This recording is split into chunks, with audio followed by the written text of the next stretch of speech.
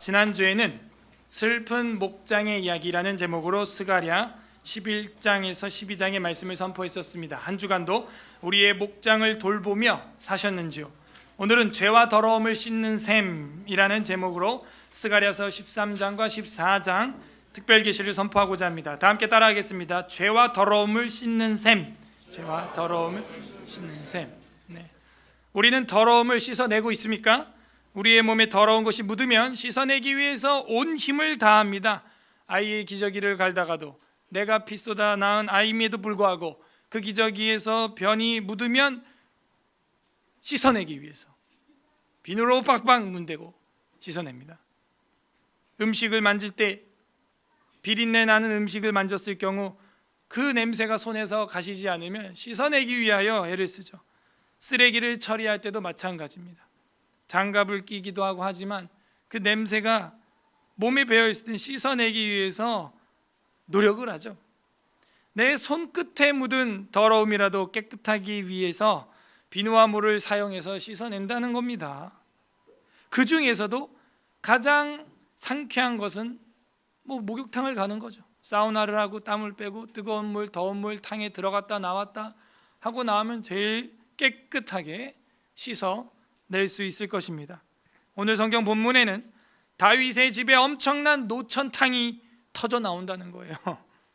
이것은 우리의 몸에 묻은 오염물질만 씻어내고 게르마늄과 유황 그런 것만 공급해 주는 정도가 아니고 우리 영혼의 오염물질을 씻어내고 우리 영혼의 생명과 영생을 주입해 줄 수 있다는 거예요.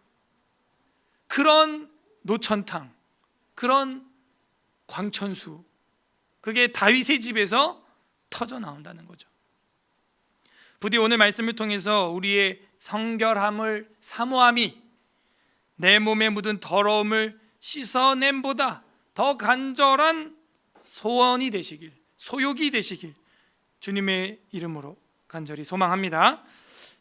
1절부터 우리가 보겠는데요. 13장 1절부터 6절까지는 죄를 씻는 셈에 대해서 이야기를 하고 있고 7절부터 9절까지는 흩어지는 양떼, 이르면 13장도 간단하게 9절에서 끝나게 됩니다. 죄를 씻는 셈인데요. 1절에 그날에 죄와 더러움을 씻는 셈이 다윗 족속과 예루살렘 주민을 위하여 열리리라. 그날에 열린대요. 그게 언제예요?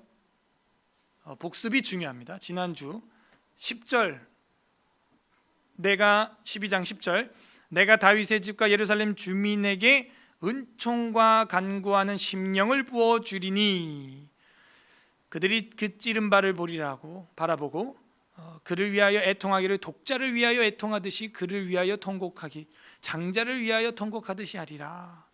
그래서 그리스도의 예표에 대하여 우리가 이 10절에서 공부를 했죠. 그래서 다윗의 집에 올 아브라함과 다윗의 자손, 영원한 다윗의 집을 일으킬 분, 이제 그분에 대한 것이다 라는 겁니다. 13장 1절 돌아와서 그날에라는, 그날에 메시아가 도래하는 그날에 그가 우리의 죄와 사망의 권세를 자신의 살과 피로 응답하시고 부활하심으로 확정짓는 그날에, 이해되셨죠? 그날에 죄와 더러움을 씻는 셈, 그러니까 이제 이해가 되는 거야. 그 셈은 과거에 터졌던 다윗 시대의 어떤 우물들이 아니에요. 메시아, 그를 통해서 구원자, 그분을 통해서 속죄가 일어난다는 거예요. 더러운 죄와 더러움이 씻겨진다는 것이죠. 이 더러움이라고 하는 것은 이 불결함, 부패함, 이제 이런 것들을 말해요. 그래서 그 씻는 셈이 다윗의 족속과 예루살렘 주민을 위하여 열리리라. 번역이 일관성을 잃었어요. 아니 위에서 12장 10절에서 다윗의 뭐라 그랬어요? 집이라고 했죠. 근데 왜 여기서는 다윗의 뭐라 그래요? 족속이라고 하는 거예요. 그러니까 아이들이 또 읽는 독자들이 이거 놓칠 수가 있어요. 그래서 이게 다윗의 집이에요. 동일하게 히브리어 바이트를 쓰고 있습니다. 알렙 바이트, 기메달렛 해. 그래서 여기는 바이트 다비드 이렇게 되어 있는 거죠. 물론 전치사가 들어가 있긴 하지만 13장 1절에는 그게 큰 영향을 주지 않아요. 그러므로 이 집이라, 다윗의 집이라고 하는 요 개념, 이거를 유지해 가야 됩니다. 13장까지. 그래서 베이트 다비드, 여기 13장 1절에서는 레베이트 다비드 뭐 이렇게 되어 있는 건데요. 이 다윗의 집안에 예루살렘 주민을 위하여 이렇게 되어 있는 거죠. 그래서 예루살렘 주민, 예수 그리스도께서 십자가에 못 박히심이 어디예요? 예수 그리스도께서 십자가를 지러 그 북쪽의 갈릴리에서 남쪽의 예루살렘까지 친히 가신다는 거죠. 그래서 예루살렘 주민을 위하여 열리리라. 저랑 여러분 해당됩니다. 왜요? 새 예루살렘 주민들이거든요. 저랑 여러분은 시민권이 어디 있어요? 서울에? 한국에? 아니요, 새 예루살렘에 있는 거예요. 열리리라. 이 샘물이 열린다, 이런 번역은 참 익숙하지 않아요. 샘물이 열린다, 이 열린다라기보다는 터진다, 이런 게 지금 이 스가랴 클라이맥스로 가고 있는 13, 14장에서 어울리죠. 그러니까 이 전체 분위기를 보면요, 보이는 거예요. 열린다가 아니라 터진답니다. 그래서 이 히브리어로 보게 되면은 파타흐 이렇게 돼 있어요. 여러분, 예수님이 소경, 뭐 귀머거리, 뭐 이런 사람들 뭐라고 선포해줘요? 에 파타흐 그러는 거예요. 그러니까 그 파타흐예요. 파타흐. 열려라 에바다 열려라. 꼭 이 노래 불러야 이해됩니까? 아시죠, 그 노래? 그래서 에바다가 아니라 에파타흐. 파타흐 하면은 열려라, 터져라 하는 거예요. 말이 막 터져 나오고요, 귀가 막 열리고요, 막 천지 격변이 일어나는 듯한 역사를 말하는 것입니다. 천지 격변이 뭐예요? 우주 격변이죠, 진짜. 예루살렘 주민, 새 예루살렘 주민들을 위하여 다윗의 집안에 죄와 더러움을 씻는 셈. 지난번에 우리 어르신들하고 그 태안의 유황 그 온천 갔다 왔는데 막 미끌미끌해요. 그래갖고 그걸로 씻고 나오면요, 자연으로 건조하면요, 피부가 미끌미끌 그런답니다. 그거 우리나라에 몇 개 없대요. 태안에만 있는 거예요. 태안. 정말 신기하더라고. 그리고 또 한쪽에는 캘리포니아 화산재 탕, 또 화산재 거 가서 퍼왔어요. 그래갖고 또 머드, 미끌미끌. 그런 것도 우리가 와와해요. 저도 생전 처음 봤어요, 그런 거. 그냥 잠깐 들어갔다 나와도 피부가 막 미끌미끌 막 이래요. 자매들 거기 어디라고? 좋아요, 그런 반응. 근데 이제 또 하나 있어요. 저랑 여러분이 평생 씻을 수 없는 죄와 더러움을 씻는 셈이 있답니다. 그럴 땐 더 크게 반응이 나와야 돼요. 어디? 당연히 그래야 되는 거 아니에요? 지금 인간의 제일 큰 문제는 내 피부예요? 이게 아니잖아. 얼굴이 아니잖아요. 외형이 아니잖아요. 지금 죽음의 문제. 죄의 문제죠. 이거를 해결할 수 있다면 어디에? 감사하게도 시의적절하게 오늘 이 말씀과 오늘의 이 절기가 아주 맞아떨어져요. 감사하게. 오늘 교회 와보니까 성령 강림절이었더라 하시는 분 마음속으로 손 들어봐요. 정체성에 문제가 있는 거야. 성령이랑 함께하지 않는 거일 수도 있어요, 심하면. 아니면 성령을 근심케 하는 사람일 수도 있어요. 전혀 성령님과 6일 동안 동행하지 않은 거예요. 기민하게 반응하지 않는 거예요. 성령님께서 고레스의 마음에 감화와 흔들음을 우르라는 흔들음을 주는데도 전혀 반응하지 않는 바로왕처럼 살아간다면 성령 강림절이 의미가 없고 성령이 뭐예요? 아무 의미가 없는 거죠. 근데 우리 신약교회를 살아가는 성도들에게 가장 중요한 건 성령의 인도하심, 성령의 충만입니다. 예수님이 아까도 교독을 했지만요, 예수님께서 뭐라 그래요? 내가 감히 너희에게 복이다. 또 다른 파라클레이토스를 보내주겠다. 또 다른이라고 한 것은 원래는 나란 얘기죠. 예수님.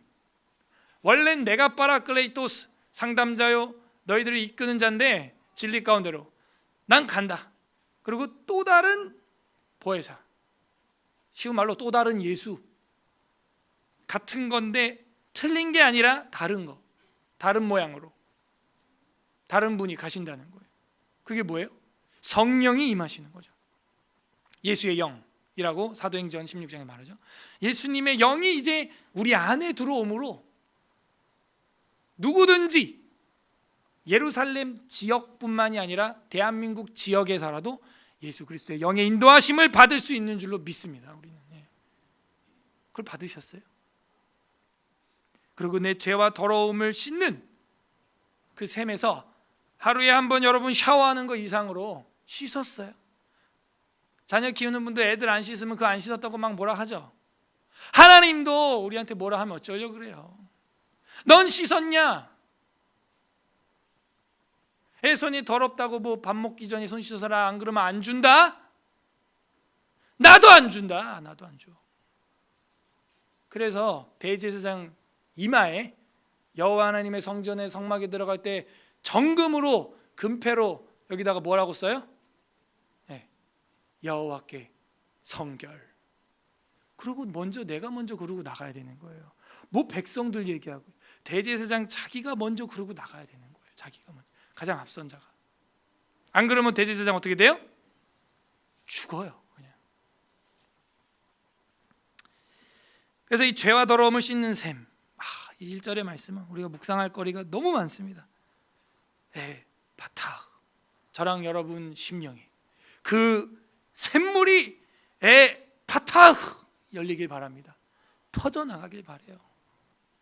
2절, 만군의 여호와가 말하노라, 그날에 내가 우상의 이름을 이 땅에서 끊어서. 분위기가 보이죠? 과연 그 더러움은 무엇일까? 우리의 가장 큰 인류의 죄악은 무엇일까? 더러움 씻으라는데 내가 뭘 회개해야 될지 감이 안 와요, 인간들이. 근데 점점 나오죠. 뭐예요? 우상의 이름을 이 땅에서 끊어버린다는 거예요. 우상, 아이돌, 내가 섬기고 있는 어떤 그 목표, 로망, 이데아, 나의 그 꿈, 하나님의 사명이라고 거룩하게 포장해둔 내 꿈 있잖아요. 그걸 끊어서 기억도 되지 못하게 할 것이며, 거짓 선지자와 또 거짓말 따라갔구나 많이, 그죠? 더러운 귀신을 이 땅에서 떠나게 할 것이라. 와, 귀신이라는 번역이 구약에 많이 나오지 않습니다. 근데 여기 더러운 귀신, 루하흐 하툼마 이렇게 돼 있어요. 루하흐, 이게 그냥 대부분 정관사가 붙은 루하흐 이러면은 이 성령, 여호와의 영인데요. 루하흐 하툼마 이렇게 돼 있으면은, 여러분 탐에 기억나세요? 탐에 레위기 공부할 때 음식물이 너에게 부정하며 이런 단어 있었죠. 탐에 unclean, dirty. 그래서 이 unclean spirit이라는 거예요. 뭐가? 더러운 귀신. 그러면 1절에서 죄와 더러운 셈, 아니 죄와 더러운 것을 씻는 셈. 그럼 죄와 더러움은 뭔 거 같아요? 그러니까 2절을 안 보면은 그냥 막연히 이거 가지고 막연히 그냥 이야기할 수 있겠어요.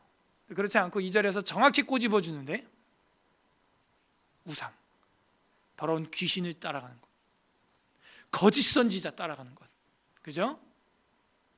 비진리를 나의 인생의 캐논으로 삼고 살아가는 것, 인생의 기준으로 삼고 살아가는 것, 그걸 지적하고 있는 거예요. 그리고 그 더러운 귀신이 그런 짓을 한다는 거예요. 지금도 귀신 들린 사람들이 많습니다. 무당한테 가봐요. 귀신같이 알아요. 여러분 믿음이 떨어지면 점집을 가세요. 전 그렇게 권장드립니다. 그리고 그 무당이 여러분의 사정을 귀신같이 맞히는 걸 보라고요. 그리고 악령이 있음을 믿으세요. 그리고 반대로 하나님의 영이 있음을 또 믿으시라 이거예요. 무슨 얘기예요? 영적 세계, 보이지 않는 세계와 보이는 세계를 주께서 창조하셨음을 믿는 그 신앙부터 우리의 기초가 시작된다는 것입니다. 그래서 더러운 귀신을 이 땅에서 떠나게 할 것이다. 우상을 끊고 거짓 선지자를 떠나버리게 할 것이다 하는 것이죠. 저랑 여러분도 섬겼던 우상, 더러운 것들, 그 귀신들이 그 인도에서 준 겁니다. 그런 것들이 있었다면 씻어야 돼요. 씻어야 돼요. 3절, 사람이 아직도 예언할 것 같으면, 아직도라는 말이 나온 걸로 봐 뭔가 이 씻는 셈이 오게 되면은 예언이 점점점 의미가 없어진다 하는 것을 보여주고 있습니다. 그 낳은 부모가 그에게 이르기를 네가 여호와 이름으로 빙자하여 거짓말을 하니 살지 못하리라.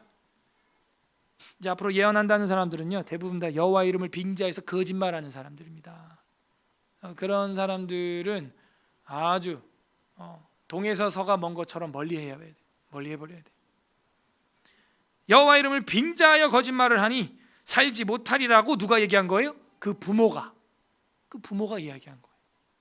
부모가 이렇게 자식을 지도할 줄 알아야 됩니다. 자식이 또 착각해갖고 또 목사 되겠다, 그거 뜯어 말려야 돼요. 또 헷가닥 해가지고 뭐 되겠다, 뜯어 말려야 돼요. 다시 말하지만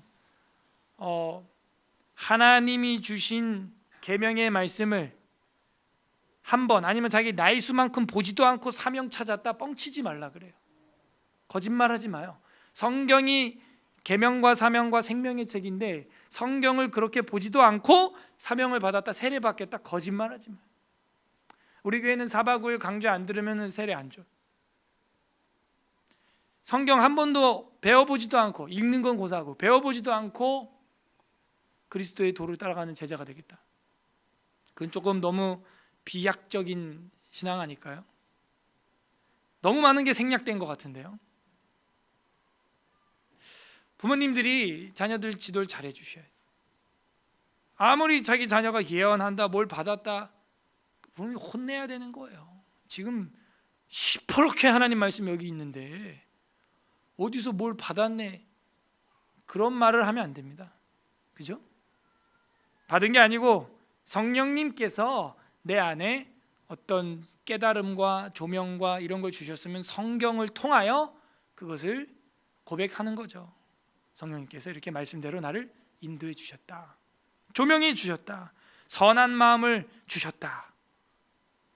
여호와의 이름을 빙자하여 거짓말을 하지 말라. 너 살지 못한다, 그러다 죽는 수가 있어. 부모가 그 예언할 때 그를 칼로 그를 찌르리라. 와우. 요즘 부모님들 아이들 초달하지 않는 것 같아요. 혼낼 때는 안 된다고 해야 됩니다. 하다못해 여러분 우리의 아이가 달라졌어요와 같은 류의 그런 프로그램들이라도 좀 보세요. 전문가가 아이 그 거지 같은 성격을 어떻게 고치는지. 그 좀 덩치 좋으신 그 여성분 계시죠? 머리 뻐글뻐글하고 눈 막 부리부리한 분, 그분 있잖아요. 그 여성분 아이 잘 고치는 분. 최근에도 제가 한 편 봤거든요. 여기 애가 어린이집에서 위로 아래로 막 애들 밀치고 고함치고, 선생님도 못 말리고 엄마 아빠도 하지마 하지마, 하지마는 하지마가 아니에요. 하지마! 이게 하지마예요. 근데 엄마 아빠들 보면 그러면 안 된다, 하지마, 조용해, 씨알도 안 맥혀. 조용해, 이게 조용해요. 그 선생님 그렇게 해요.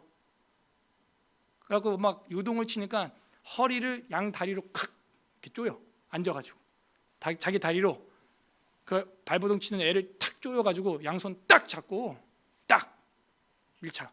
그 막 안 돼, 안 되는 건 안 되는 거야.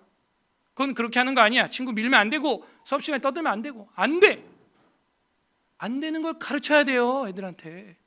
근데 그걸요, 애기니까 귀찮겠지 놔두면요 5살, 6살, 7살 뭐 성인이 돼도 도서관에서도 기본 예절도 못 지키는 그런 인간이 돼요.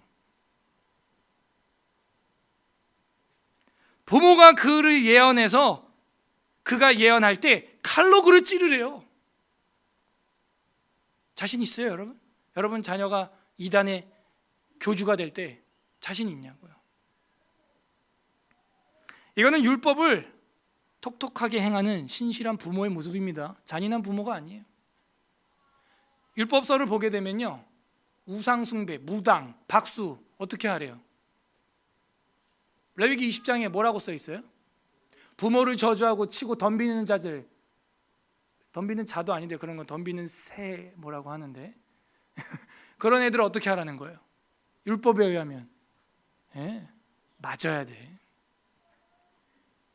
자기 생명의 출처를 모르는 거예요. 출처. 그래서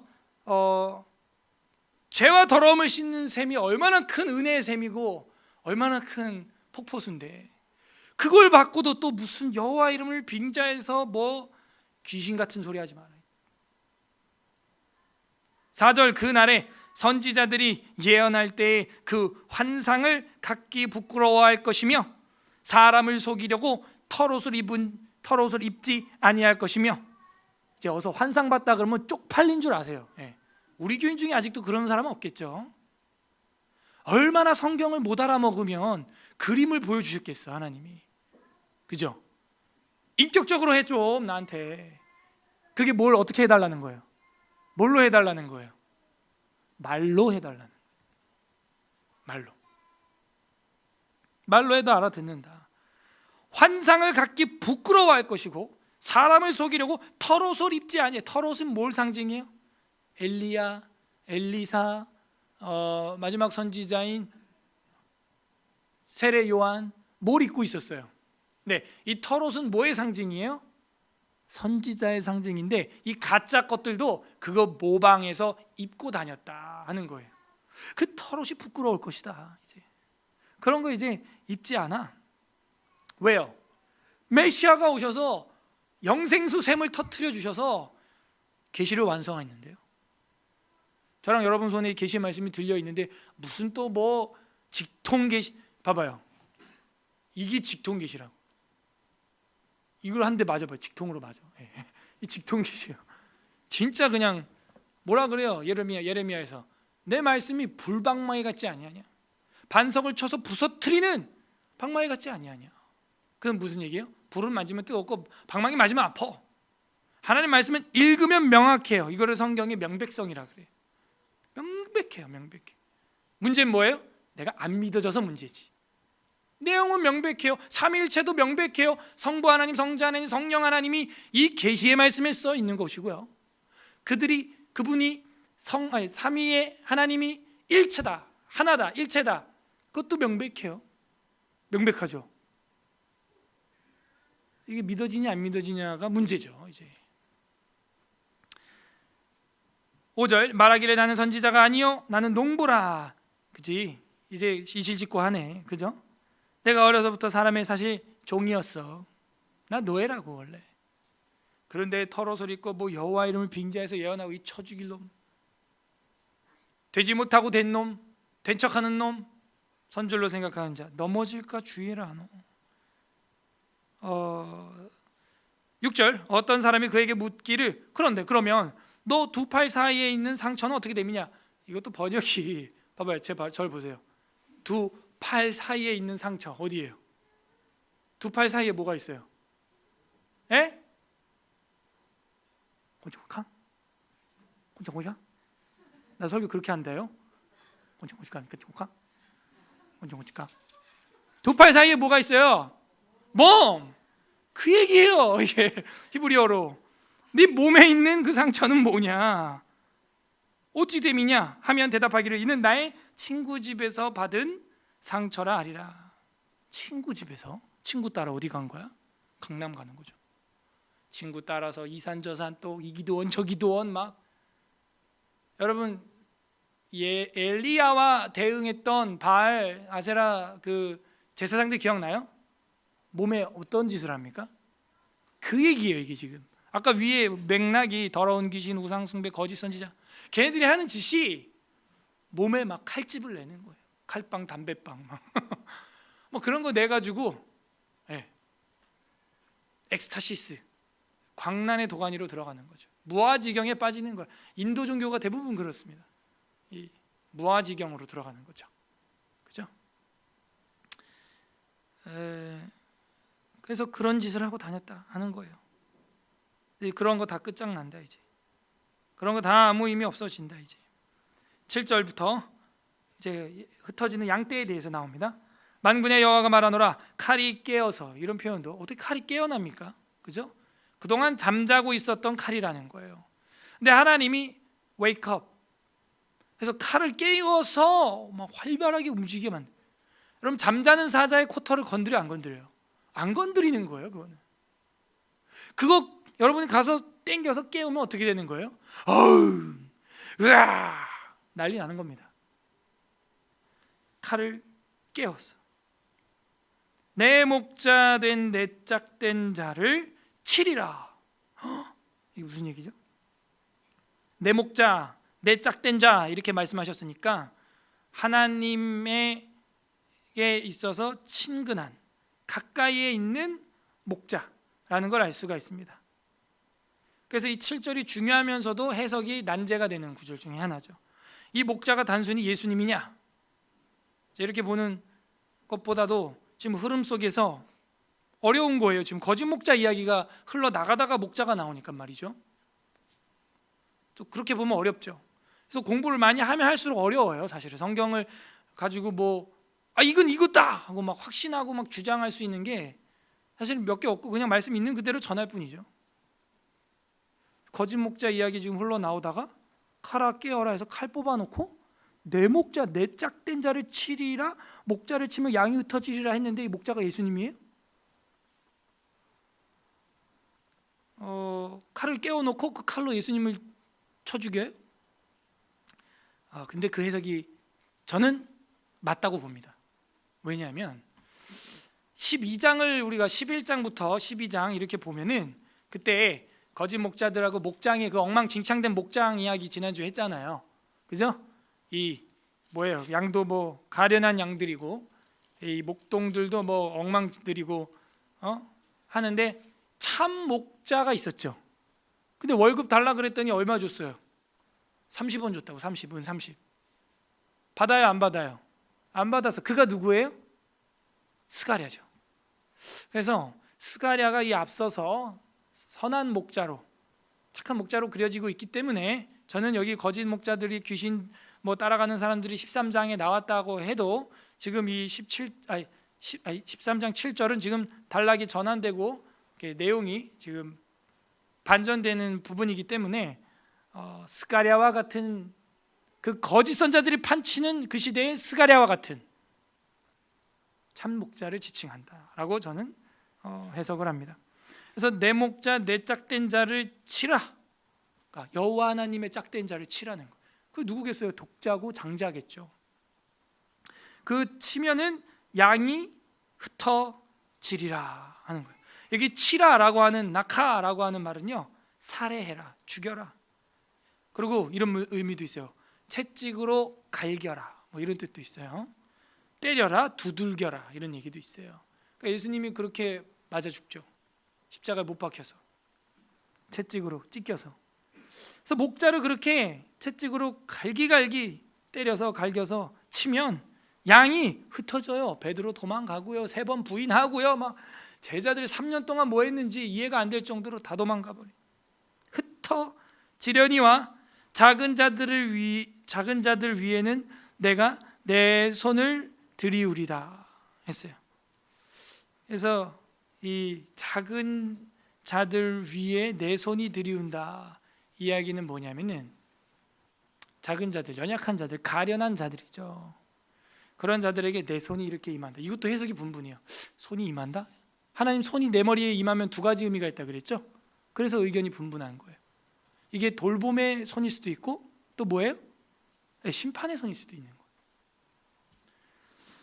거예요. 그래서 이 흩어지려니와 그러나 이런 식의 번역이 지금 됐기 때문에 대체로 부정적으로 해석을 합니다. 부정적으로.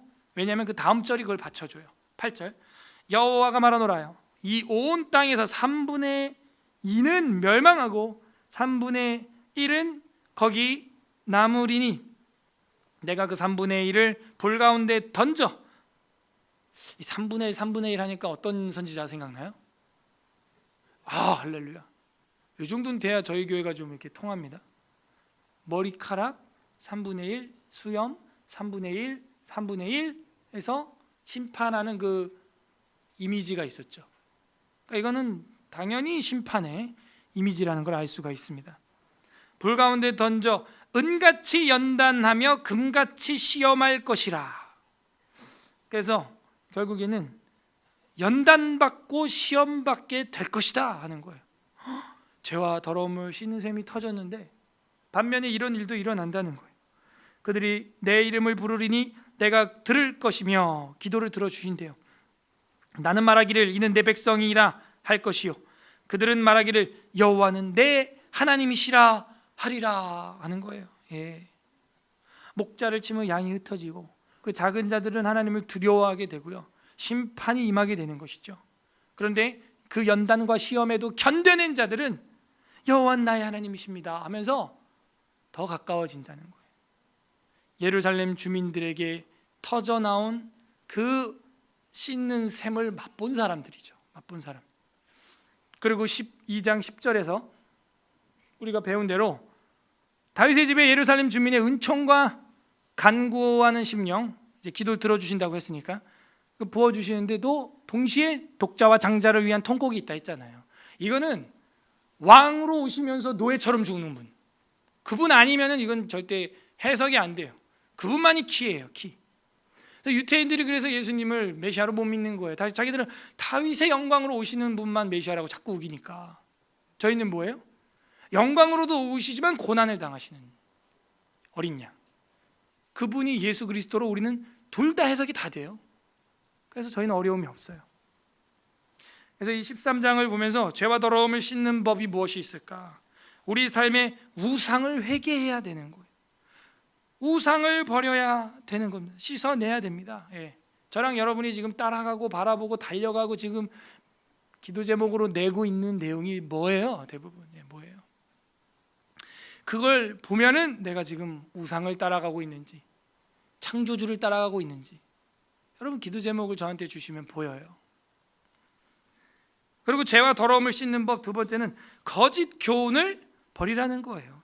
2절부터 끝까지 나오는 내용이 뭐예요? 너 여호와 이름을 빙자해서 거짓말하지 마. 내가 네 애비라도 너 칼로 찔러 죽일 정도의 죄야. 그거는 거짓 교훈을 씻어내야 됩니다. 내가 따라가고 있는 잘못된 우상을 버리고요, 두 번째는 거짓 교훈을 씻어내야 되는 것이죠. 내야 돼요. 그리고 나서 죄와 더러움을 씻는 셈을 맛볼 수가 있는 거예요. 마음껏 누릴 수가 있는 것입니다. 누릴 수가 있어요. 그리고 그런 사람은 어떻게 합니까? 세 번째는 13장에서 우리가 본 결과 연단과 시험을 이깁니다. 심지어 목자가 없어져도 연단과 시험을 견뎌내는 거예요. 견뎌내요. 그리고 그 생수의 근원으로 더 가까이 가는 것입니다. 그렇게 되면 14장의 일이 일어나는데요, 여호와의 날에 하나님의 구원이 임하게 되고 그 샘물을 우리가 풍성히 누리게 됩니다. 그게 14장이에요. 스가랴서의 클라이맥스라고 할 수 있는데요, 은혜의 충만함을 보여주고 있습니다. 그래서 1절부터 8절까지 하나님의 구원에 대해서 쓰고 있습니다. 하나님의 구원 1절에서 8절까지. 14장 1절 여호와의 날이 이르리라 그날에 내 재물이 약탈되어 내 가운데서 나누이리라. 내가 이방 나라들을 모아. 자, 여기서 그날은요, 제가 볼 때 그 다윗의 집에 샘물이 터지는 그리스도의 십자가와 부활 그때를 이야기하는 것 같지는 않고요, 더 미래를 이야기하는 것 같아요. 그러니까 더 데이라고 하는 그날이요 정말 어려워요. 왜냐하면 예언자는 지금 예언서를 한 번에 쓰고 있고 자기가 여러 개의 꼭지점과 산봉우리를 봤어도 그거를 자꾸 그날에 이렇게 이야기하는, 마치 OHP 필름, 투명 필름을 여러 장을 겹쳐놓고 한 번에 빛으로 쏘는 것처럼 그렇게 이야기를 하는 거예요. 그러니까 선지자도 받은 대로 말하기 때문에, 본대로 말하기 때문에요, 그 이상 자기도 뭐 말할 수가 없는 거죠. 근데 이 뒤에 내용을 보게 되면은 이거는 좀 미래 종국사적인 하나님의 심판과 회복에 관한 말씀 예언이다라는 걸 우리가 알 수가 있게 됩니다. 2절에 내가 이방 나라들을 모아 예루살렘과 싸우게 하리니 성읍이 함락되며 가옥이 약탈되며 부녀가 욕을 당하며 성읍 백성이 절반이나 사로잡혀 가려니와 남은 백성은 성읍에서 끊어지지 아니하리라. 이미 바벨론 포로는 갔다 온 상태인데 또 이런 일이 있다는 거예요. 그래서 좀 미래적으로 해석을 해보면 실제 예루살렘의 함락에 대해 우리는 역사적으로 확인을 해볼 수가 있습니다. 3절에 그때 여호와께서 나아가사 그 이방 나라들을 치시되 이왕의 전쟁 날에 싸운 것 같이 하시리라. 그날에 그의 발에 예루살렘 앞 곧 동쪽 감람산에 서실 것이요. 여호와 하나님의 발이 예루살렘 동쪽 감람산에 쓴다. 그래서 이 3절하고 4절은 더 뒤의 이야기예요. 더 뒤에 완전 종말의 이야기예요. 이거는 감람산은 그 한가운데가 동서로 갈라져 매우 큰 골짜기가 되어서 산 절반은 북쪽으로 절반은 남쪽으로 옮기고 그 산 골짜기에 아셀까지 이르지니라. 너희가 그 산 골짜기로 도망하되 유다 왕 우시야 때의 지진을 피하여 도망하던 것 같이 하리라. 이 아모스 1장을 보게 되면 아모스의 예언이 임하고 2년 뒤에 지진 터진다 그러죠. 그 지진을 말하는 거예요. 지금 우시야 때 지진. 근데 이건 지금 우시야 때 지진을 말하는 게 아니라 우시야 때 지진처럼 도망간 것처럼 도망갈 정도의 엄청난 격변이 일어날 거다. 모든 거룩한 자들이 주와 함께 하리라. 도망가는 자들은 그렇게 도망가는데요, 어떻게 돼요? 나의 하나님 여호와께서 임하실 것이요 모든 거룩한 자들이 주님과 함께 있는다는. 거룩한 자들은 누구예요? 죄와 더러움을 샘에서 씻은 자들, 샤워한 자들이죠. 6절에 그날에는 빛이 없겠고 광명한 것들이 떠날 것이라. 절망이죠? 빛이 없대요.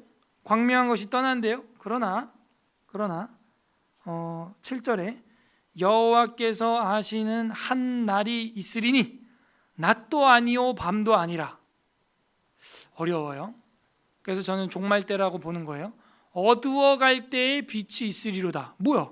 아까 광명도 없고 빛도 없다 그래 놓고 낮도 아니고 밤도 아니다 그러고 한 날을 여호와께서 정한 거고 알고 있는 날이라고 하면서 갑자기 또 어두워 갈 때 빛이 있으리로다 이런 거예요.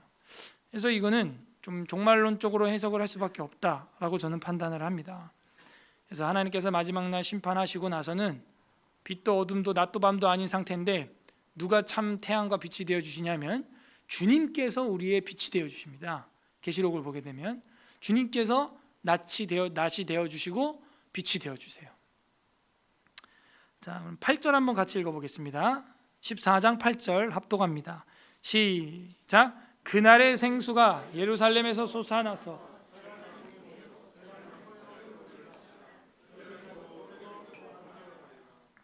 생수가 나왔죠. 생수가 예루살렘에서 솟아나서 절반은 동해로 절반은 서해로 흐를 것이라. 여름에도 겨울에도 그러하리라. 무슨 얘기예요? 영생수다. 영원히 흘러나오는 생명수인데 이건 종말론적으로 3, 4, 5, 6, 7절을 해석했기 때문에 요한계시록에 보면은 보호자로부터 흘러나오는 영생수가 나오죠. 생명수, 강가. 그 생수예요, 생수.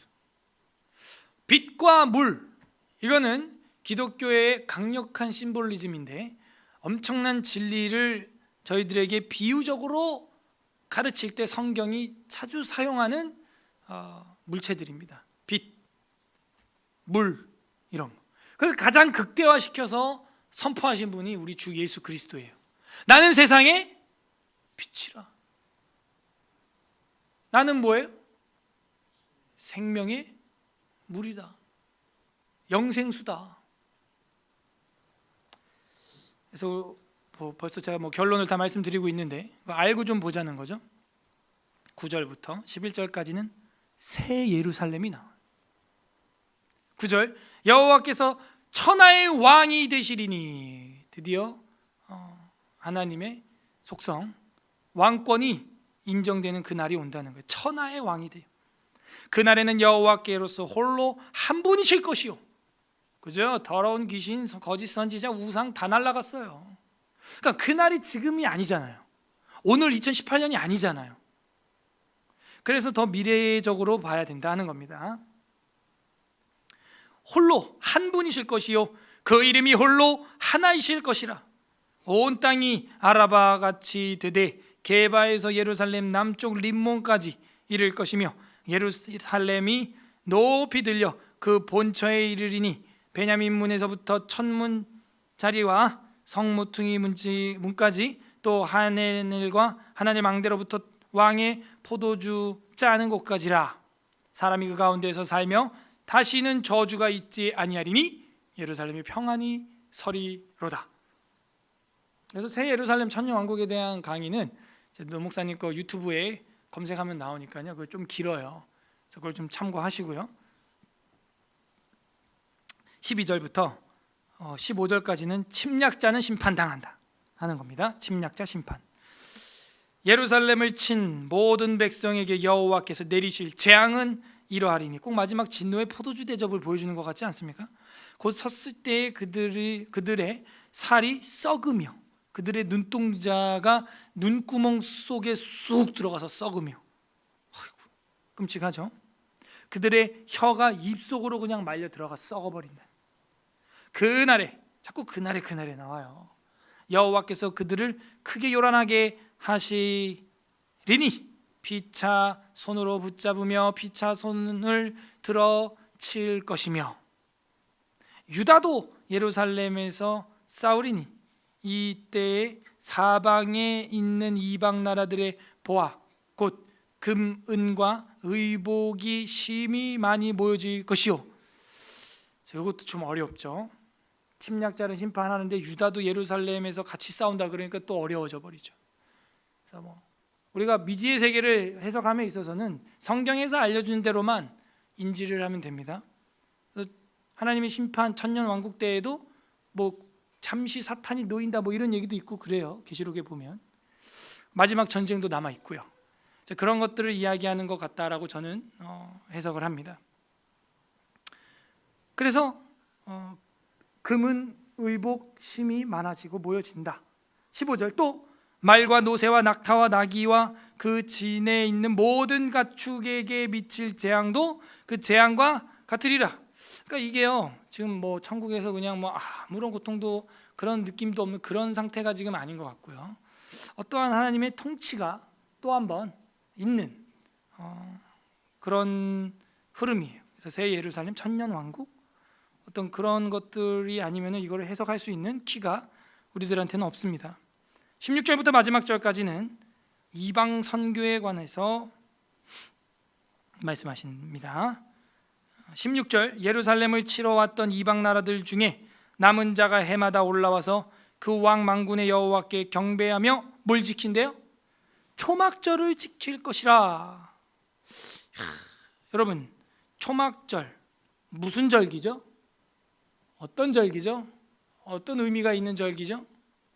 출애굽 광야 생활하면서 하나님의 은혜로 먹고 마셨고 그죠? 주님의 그 만나로 먹고 살았던 이야기. 그리고 뭐 하는 절기죠? 하나님의 말씀을 읊조리고 낭독하고 그죠? 한 주 내내 말씀 잔치하는 절기죠? 하나님이 간절히 원하는 절기는 뭐라는 거예요? 여러 가지 절기가 있겠지만 그죠? 초막절인 거예요. 구원의 하나님을 기억하고 그 하나님의 사랑의 러브레터인 성경을 보면서 그 은혜에 빠져들기를, 그 사랑의 교제가 되기를, 그걸 하나님은 원하시는 겁니다. 그리고 이 초막절에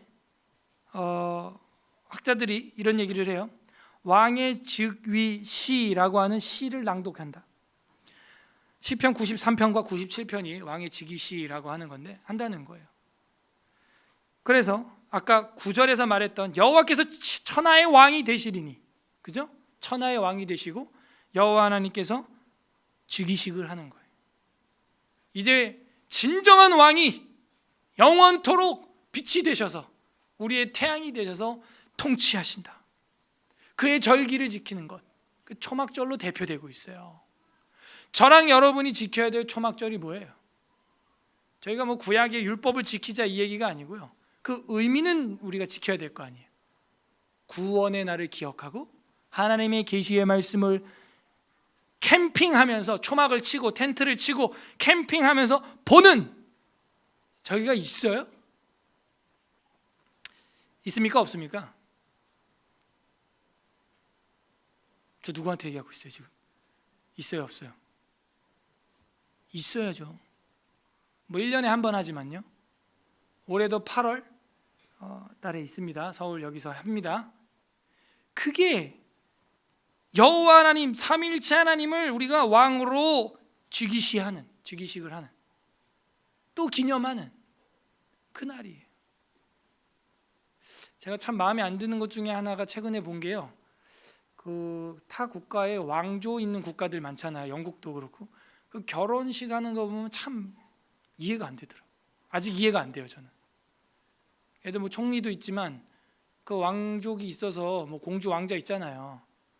결혼식을 하면 마차 타고 하는데 그 국민들이 도열해가지고 그 인파가 엄청나더라고요. 둘이 결혼해가지고 마차 타고 으리으리한 캐슬 성으로 쏙 들어가. 왜 이렇게 꼴보기 싫지 그게 근데 그 국민들은요 막 환호 지르고 와 하는 거예요. 진짜 착하다. 진짜 착하다. 저게 다 누구 돈으로 저거 하는지 모르나? 아니 우리 뭐 대통령이야 뭐 그 하도 죽이려는 사람이 많으니까 그 뭐 방탄차 타야 되고 그 이해.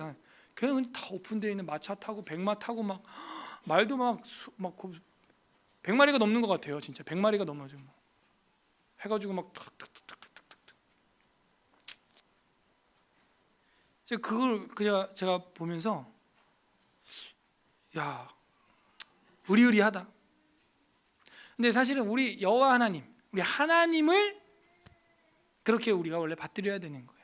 왕으로 모셔야 되고 사모해야 되고 환호 질러야 되고 그 눈에 보이는 그 왕자 공주 그게 아니고요. 걔네가 뭘 해서 왕자 공주요 도대체? 그 혈통이잖아요. 혈통. 거기서 태어난 거잖아요. 그냥 무슨 공로가 있는 게 아니잖아요.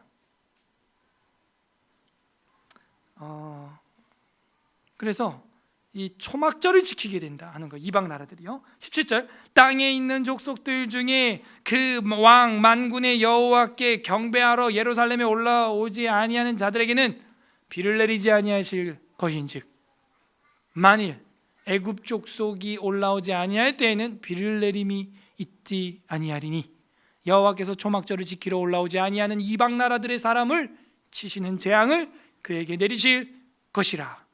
우리나라는 비가 오네요. 네. 여러분 같은 분들이 계시기 때문에 비가 오는 줄로 저는 믿습니다. 원래 5월, 6월까지 엄청 가물어서 땅이 쩍쩍 갈라지는데 지난주에 비가 너무 잘 왔던 것 같아요. 19절 애굽 사람이나 이방 나라 사람이나 초막절을 계속 초막절이 강조되고 있죠. 지키러 올라오지 아니하는 자가 받을 벌이 이러하니라. 다시 묻습니다. 여러분 초막절이 있습니까? 내 신앙에 초막절이 있냐 이거예요. 절기는 그 사람의 뭐라고요? 정체성. 와보니까 성령 강림절이었더라. 그러면 안 된다니까요. 성령님이 날 인도하시는데 결혼기념일 생일은 잘도 챙기면서 성령이 내게 임하신 그날 1년에 한 번, 그것도 거의 고정적으로 이거는 정해져 있는 절기인데요.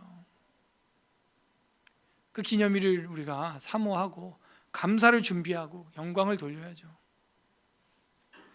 마찬가지로 더 크게는 내 영혼의 초막절을 지켜. 성경을 아니 볼 수 없어요. 성경을 누가 봐라 해서 보는 게 아니에요. 성경은 누가 밥 먹으라 해서 밥 먹습니까? 그럼 아직 어린애 먹고 싶어서 먹는 거예요. 살려주고 맛있어서 먹는 거예요. 그래서 초막절 들어가서 잔치를 하고 왕의 즉위시를 읊고 시편을 부르고 하는 거예요. 20절 그 날에는 말방울까지 여호와께 성결이라. 헐, 이거 원래 어디에다 써놓는 거라 그랬어요? 대제사장 이마에 정금으로 만들어서 하나 탁 붙이는 거예요. 그런데 초막절을 지키는 백성들은 얼마만큼의 은혜의 풍성함을 누리느냐? 함께하는 가축들조차도 거룩해. 가축들조차도 깨끗해요. 가축들조차도 율법대로 말씀대로 키워지고 다스려지고 안식을 누리고 있어요. 말방울에게까지도 여호와께 성결이다. 쓴다는 거예요. 여러분 자동차 여러분 집에도 샤다이 신자를 탁 붙여놓고 말이죠. 예? 그렇게 어디를 가든 거룩하게, 그리고 운전도 거룩하게 해야겠죠. 운전할 때 또 거룩하지 않게 하면 안 됩니다. 차 뒤에다가 에스라 TV 딱 붙여놓고 개떡같이 운전하면 저놈의 TV가 이렇게 되는 거예요. 여러분 기도할 때 제가 팁을 드리면은 안전 운전하게 해주십시오. 뭐 이런 것도 있지만요. 저는 뭐 혼자 이제 핸들을 잡을 때마다 이제 습관적으로 기도하는데, 핸들 잡고 하나님 사랑으로 운전하게 하옵소서. 그러면 안전한 거예요. 그거 아니에요? 끼어들었어, 죽었어. 막 사랑으로 운전하게 하옵소서. 제일 안전한 거예요. 예. 짧게 기도하고 여호와께 성결이라 기록될 것이라. 여호와의 전에 있는 모든 솥이 제단 앞 주발과 다름이 없을 것이니. 그러니까는 제단 앞에 있는 주발만 거룩한 게 아니고요, 여호와의 전에 있는 모든 솥 기명들이, 물건들이 다 하나님 거라는 거다. 다 하나님을 섬기는데 쓰이기에 부족함 없는 거룩성을 유지한다는 것이죠. 이게 어떻게 가능하죠? 8절에 그날의 생수가 예루살렘으로부터 솟아났다는 거예요. 그것이 죄를 씻는 샘의물인데 하나님의 백성들의 모든 것을 거룩하게 한다는 거예요. 모든 것. 여러분이 교회 가지고 온 뭐 악기, 물건, 헌물들 다 거룩한 의도로 거룩하게 바뀐다는 것이죠. 여러분이 그런 성결한 자라면, 씻음을 받은 자라면, 생수에 빠진 자라면. 마지막 21절 다 같이 읽겠습니다. 시작. 예루살렘과 유다의 모든 솥이 만군의 여호와의 성물이 될 것인즉 제사 드리는 자가 와서 이 솥을 가져다가 그것으로 고기를 삶으리라. 그 날에는 만군의 여호와의 전에 가나안 사람이 다시 있지 아니하리라. 아멘. 가나안 사람들은 심판의 대상들이에요. 그래서 제가 예전에는 저도 그런 말을 썼었는데, 가나안 성도들이 있다 신문에 나와서 제가 그걸 풍자로 신문에 나왔길래 가나안 성도들이 수도권에 100만 명이 넘습니다. 가나안 거꾸로 하면 뭐예요? 안 나가. 그래서 교회 안 나가는 성도들을 이제 했는데, 그 말도 사실은 쓰면 안 될 것 같아요. 제가 볼 때는. 왜냐하면 가나안 사람, 가나안이란 뜻은 심판의 상징, 심볼이지, 그 사람들이 교회를 안 나가도 하나님이 구원하는 백성의 심볼이 아니잖아요. 잘못하면 그것도 경망스러울 수 있어요. 그래서 가나안 성도라는 말은 안 쓰는 게 좋습니다. 가나안 사람은 성도가 아니에요. 그죠? 가나안 사람은 여호와의 전에 다시 있지 않습니다. 다시는. 그래서 뭐든지 우리가 어떤 용어를 만들거나 쓸 때도 참 주의해야 돼요. 이런 것들이 막 퍼지니까는 이 성도들이 그 그대로 배워가지고 막 SNS에 막 갖다 쓰고 막 품위가 없어지고요, 진리가 변질되고요, 못된 게 흙과 백인지 선과 악인지 속과 성인지 구분이 안 되는 그런 시대. 가나안 사람은 다시는 여호와의 전에 들어오지 못합니다. 그리고 거룩한 백성은 자신이 가지고 있는 모든 것으로 주님 앞에 제사 드려요. 예배 드려요. 예물을 담아 드려요. 거기다 영광스럽게 스가랴서가 끝납니다. 이것이 포로기한 공동체 성전 재건 중단되었다가 재건하고 있는 백성들에게 얼마나 큰 위로가 됐을까요? 얼마나 큰 소망이 됐을까요? 이것이 영원한 미래에 아직 성취가 남아있기 때문에 저랑 여러분에게도 큰 위로가 돼야 되는 것입니다.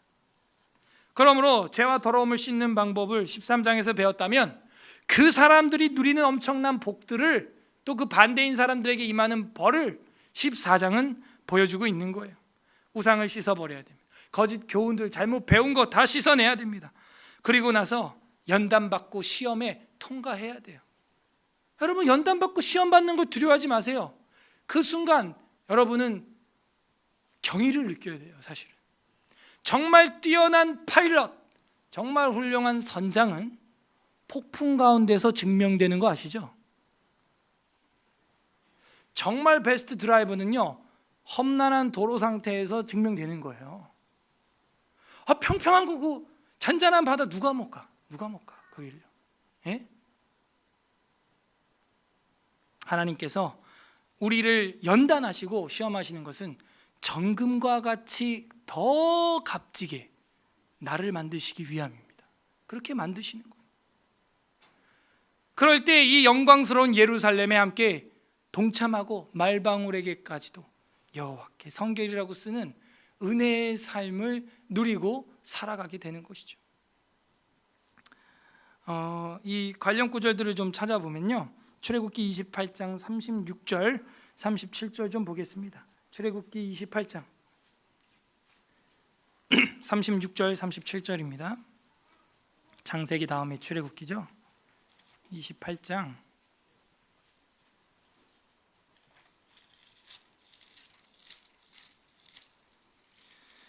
36절에서 37절 125페이지 125페이지 구약 125페이지 다 같이 읽어보겠습니다. 28장 36, 37 시작. 너는 또 순금으로 패를 만들어 도장을 새기는 법으로 그 위에 새기되 여호와께 성결이라 하고 그 패를 청색끈으로 관 위에 매되 그 관 전면에 있게 하라. 그래서 그 제사장 이마에 여호와께 성결이라 홀리 투 더 로드, 영어로는 그렇게 해놓고 살아가라는 거예요. 예. 그리고 그 삶이 그 명찰과 배반되지 않도록, 그 명찰과 어긋나지 않도록 살아가라는 거예요. 살아가라는. 그게 우리 제사장들이 행해야 할 삶의 모습임을 보여주고 있어요. 거룩한 삶이죠. 그리고 그렇게 제일 앞에 나오라는 거예요. 신약성경 데살로니가전서 4장 3절을 한번 보겠습니다. 신약성경 데살로니가전서 4장 3절 살전 4장 3절 신약 331페이지 331페이지 살전 데살로니가전서 4장 3절부터 8절까지 한번 한 목소리로 읽어보겠습니다. 4장 3절부터 8절까지 시작. 하나님의 뜻은 이것이니 너희의 거룩함이라 곧 음란을 버리고 각각 거룩함과 존귀함으로 자기의 아내 대할 줄을 알고 하나님을 모르는 이방인과 같이 세욕을 따르지 말고 이 일에 분수를 넘어서 형제를 해하지 말라. 이는 우리가 너희에게 미리 말하고 증언한 것과 같이 이 모든 일이 주께서 신원하여 주심이라. 하나님이 우리를 부르심은 부정하게 하심이 아니요 거룩하게 하심이니 그러므로 저버리는 자는 사람을 저버림이 아니요 너희에게 그의 성령 주신 하나님을 저버리심이라.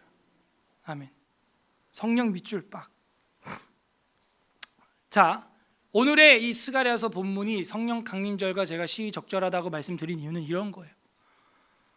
스가랴서에서 하나님이 계시해주고 있는 이 생명의 샘, 영생수, 죄와 더러움을 씻는 샘, 그것이 무엇이냐, 우리를 거룩하게 하는 그 원천이 오늘 신약교회를 살아가는 저랑 여러분에게 뭐냐 이거예요. 거룩하게 하시는 성령. 그래서 우리가 음란을 버리고 존귀함으로 아내를 대할 줄 알고 남편을 대할 줄 알고 세욕거리를 이방인처럼 따르지 마세요. 가나안 사람은 다시는 여호와의 전에 들어가지 못합니다. 형제를 해하지 말아야 되고요. 예. 미리 말해주신 그 증언과 같이 하나님이 우리를 신원해 줄 걸 알고 연단과 시험을 받으란 얘기예요. 복음과 함께 우리를 부르시게 하신 이유는 우리가 부정하게 되게 함이 아닙니다. 탐해, 더럽게, 더티, 언클린 하게 함이 아니고 거룩하게 하심이니, 그게 하나님이 저랑 여러분을 부른 목적이라는 거예요. 거룩이 뭡니까? 카다시, 다르다, 구분되다, 떨어져 나오다. 주일날 11시에 골프 치러 가는 게 아니라, 놀러 가는 게 아니라 구별돼서 알곡처럼 걸러져서 예배 드리러 오는 것이죠. 요한계시록 21장 2절에 보면 이런 말씀이 있습니다. 계시록 21장 2절, 또 내가 보매 거룩한 성 새 예루살렘이 하나님께로부터 하늘에서 내려오니 그 준비한 것이 신부가 남편을 위하여 단장한 것 같더라. 새 예루살렘이 내려오는데 신부 같다는데요, 새 예루살렘의 형용사가 뭐냐면 거룩한 성, 깨끗한 성, 성읍. 그러니 거기 누가 들어가겠어요? 성도가 들어가는 것이죠. 이 웨스트민스터 신앙고백서 13장 성화를 보게 되면 1항에 이런 말이 있죠. 우리가 지난번에 성화를 계속 공부하고 있기 때문에 귀에 익숙할 겁니다. 1항에 효과적으로 부르심을 받고 중생하여 구원받은 자, 그들 안에 새 마음과 새 영을 창조함 받은 자들은 그리스도의 죽으심과 부활의 공로를 통하여 그의 말씀과 그들 안에 내주하시는 성령으로 말미암아 실제로 그리고 인격적으로 더욱 거룩해진다. 이걸 뭐라고 한다고요? 성화, sanctification, 성화, 그죠? 우리가 성인이 되는 게 아니에요. 성인화, 성시화, 그죠? 거룩해지는 거죠. 그래서 하나님의 성품에 참여하는 거예요. 만들어가는 거예요, 이 땅에서. 성령님이 내주한다면 실제로 그리고 인격적으로 달라져 가야 한다. 오늘 말씀에 어떤 하나님 아버지의 마음이 담겨 있습니까? 저랑 여러분을 씻기고 싶은 엄마의 마음이 들어있어요. 아빠의 마음이 들어있어요. 야야야, 나가서 너 손으로 그거 만졌잖아, 그거 씻고 먹어야 돼. 그 정도가 아니에요. 그건 매일 씻어야 되는 손이고요. 하나님은 단번에 영원히 씻어주고 싶은 거예요. 그래서 보혜사 성령을 받으라는 거예요. 받으라는. 네. 적용해 보시기 바랍니다. 여러분의 초막절 지키고 계십니까? 지킬 계획이 있습니까? 그 사람이 바로 이 하나님을 지카리아, 기억하는 사람이에요. 끝맺겠습니다. 우리 주 예수 그리스도께서는 정결한 샘의 근원이 되십니다. 요한복음 7장 37절 마지막 성경 보고 마치겠습니다. 요한복음 7장 37절, 요한복음 7장 37절 신약성경 157페이지 157, 요한복음 7장 37절에서 39절 3절을 가슴에 새기면서 우리 합독하도록 하겠습니다. 요한복음 7장 37절 시작. 명절 끝날 곧 큰 날에 예수께서 서서 외쳐 이르시되 누구든지 목마르거든 내게로 와서 마시라.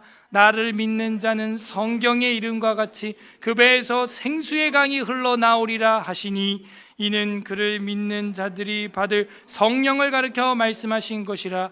예수께서 아직 영광을 받지 아니하셨으므로 성령이 아직 그들에게 계시지 아니하시더라. 하지만 오늘날 저랑 여러분에게는 영광을 받으셨기 때문에 성령이 오셨네, 성령님이 오셨네, 내 주께서 보내신 성령님이 오셨네, 이 기쁜 소식을 온 세상 전하세, 온 세상 선교하세, 이렇게 되는 것이죠.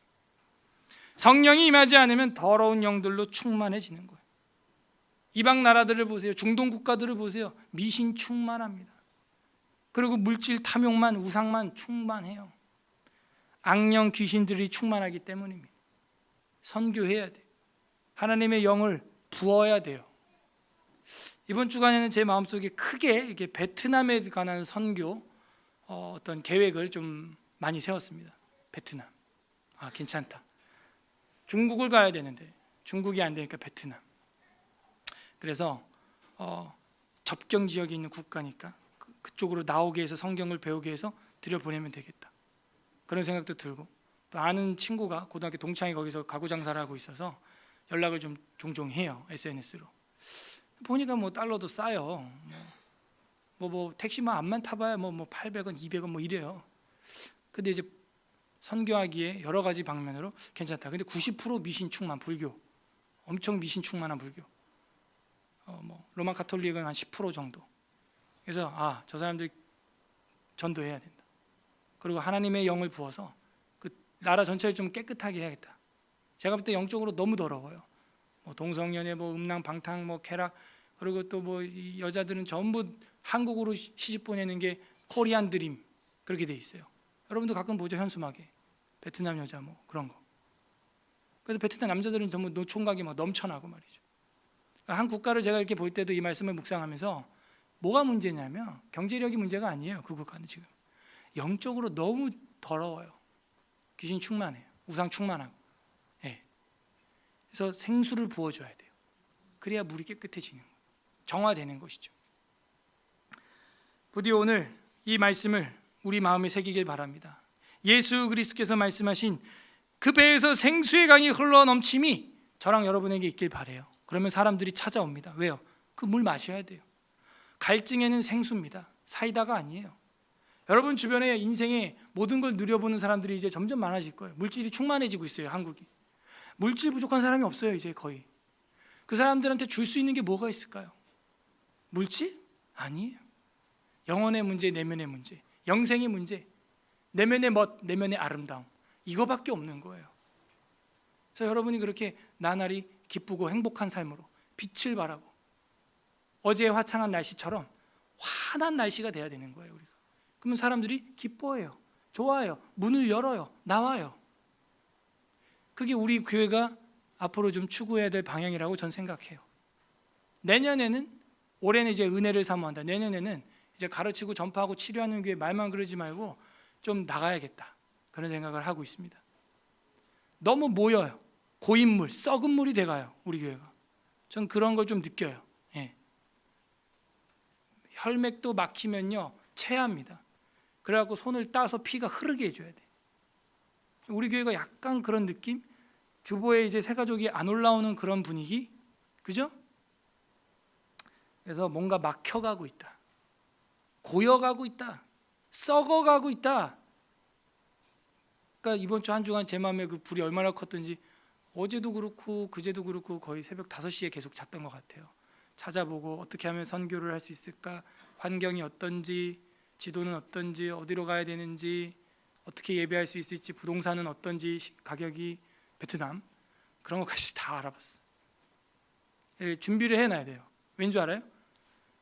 기회가 지나갈 땐 준비된 자가 쓰임 받는 겁니다. 갑자기 나갈 수가 없어요. 그래서 거기를 시점으로 뭐 중국이나 뭐 다른 국가도 하나님이 허락하시면 가야겠다. 그래서 좀 구체적인 적용점으로 저는 우리 교회가 소그룹별로 국가를 섬겨야겠다. 그래서 제가 다음 달에 목회자 세미나도 가는 게 그런 세미나 가는 거예요. 우리 노예에 이제 전배 목사님이 하도 가라 해서 가는 거긴 하지만 한번 가서 보면서 요즘에는 목회자 세미나가 어떤 식으로 하는지 견문도 넓힐 겸 가는 건데요. 보면서 하나 제가 이렇게 미리 예습하면서 배운 거는 구역별로 국가를 이제 정해서 보통 이렇게 선교를 하잖아요. 그런 거 괜찮은 것 같아요. 좋은 건 우리도 비판적 수용을 해야죠. 그래서 우리도 이 조별로 몇 조가 한 국가를 섬기는 걸로 한다면은 부모님들 공경하는 것처럼 여러분이 한 국가를 섬길 수 있을 거라는 생각을 하게 돼요. 그래서 이 초막절을 널리 알려야죠. 남은 인생 우리가 할 수 있는 게 그거 말고 뭐가 있겠어요? 그 죄와 더러움을 씻는 샘을 우리만 가지고 씻고 있으면 안 되겠죠. 흘려보내야죠. 우리만 갖고 씻고 있어봐야 또 그 똥물 됩니다. 고인물 돼요. 부디 오늘 말씀, 내게 맡겨진 사명, 나한테 부어진 이 깨끗한 물, 내 몸에 때를 씻는 게 아니라 죄와 더러움을 씻어내고 타인들에게도 이 영생수의 소식을 전하는 저랑 여러분이 되시기를 주님의 이름으로 간절히 소망합니다. 우리는 더러움을 씻어내고 있습니까? 스가랴 13장, 14장 읽어보겠습니다.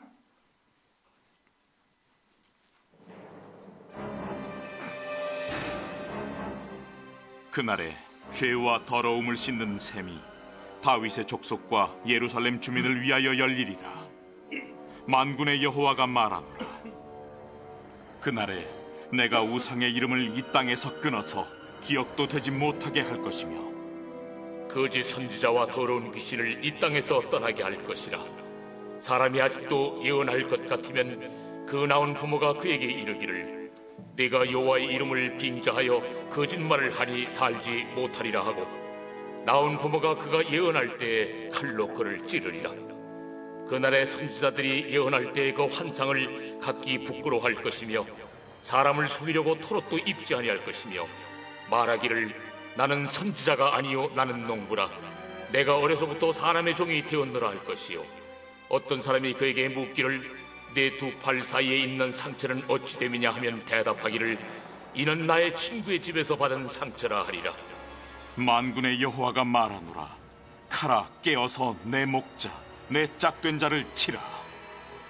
목자를 치면 양이 흩어지려니와 작은 자들 위에는 내가 내 손을 들이우리라. 여호와가 말하노라. 이 온 땅에서 3분의 2는 멸망하고 3분의 1은 거기 남으리니 내가 그 3분의 1을 불 가운데에 던져 은같이 연단하며 금같이 시험할 것이라. 그들이 내 이름을 부르리니 내가 들을 것이며 나는 말하기를 이는 내 백성이라 할 것이요 그들은 말하기를 여호와는 내 하나님이시라 하리라.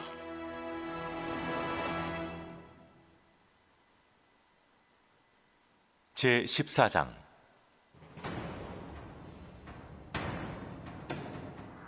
여호와의 날이 이르리라.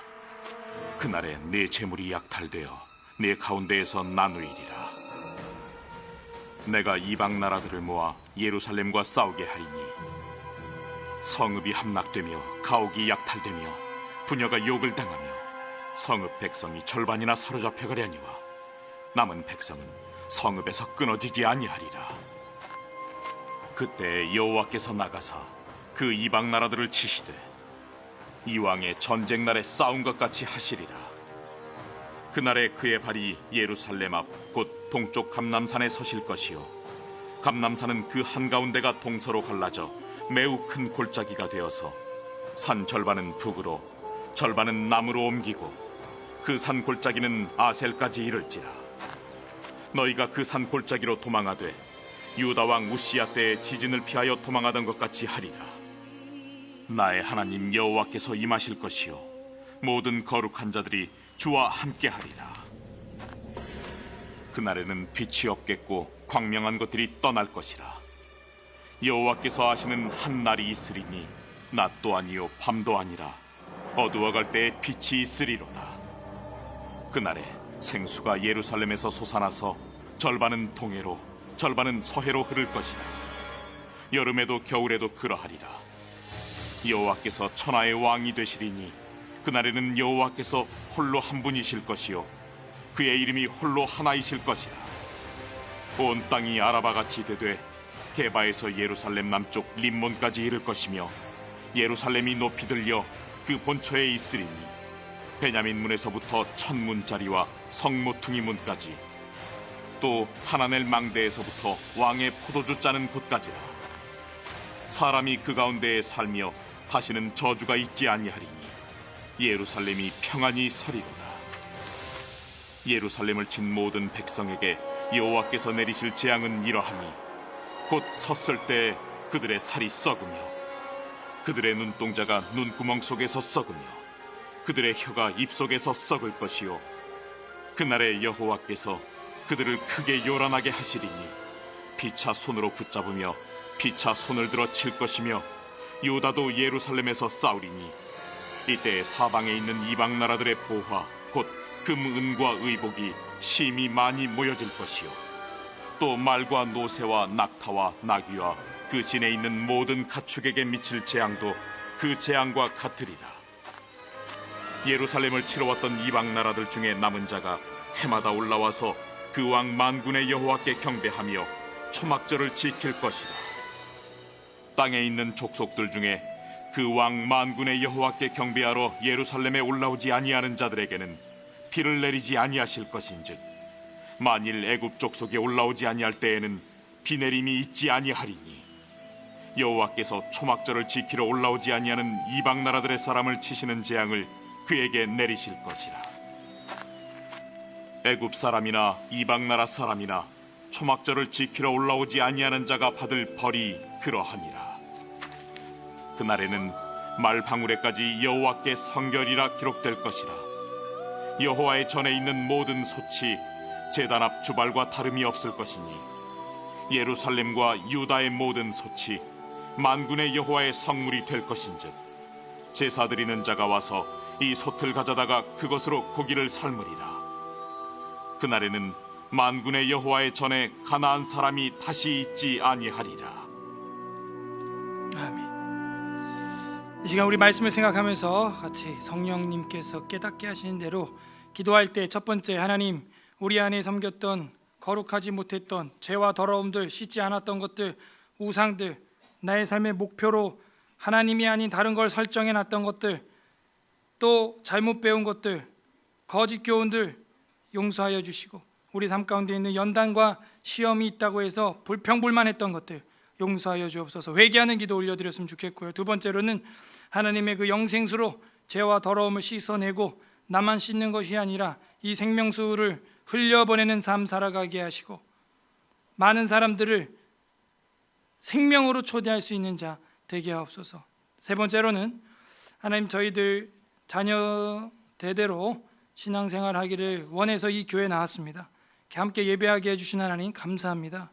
우리 안에 이 초막절, 이 말씀의 절기들이 우리 아이들, 자녀들, 후손들, 또 새로 오는 새 가족들에게 잘 가르쳐지고 전수되게 하시고, 저에게 주신 그 은혜의 기쁨을 따라 우리도 초막절을 이 시대에 맞게 지켜나가게 하옵소서.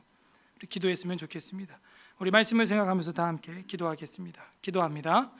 하나님 아버지, 감사드립니다. 저희 안에 죄와 더러움을 씻을 수 있는 샘을 터뜨려 주신 하나님,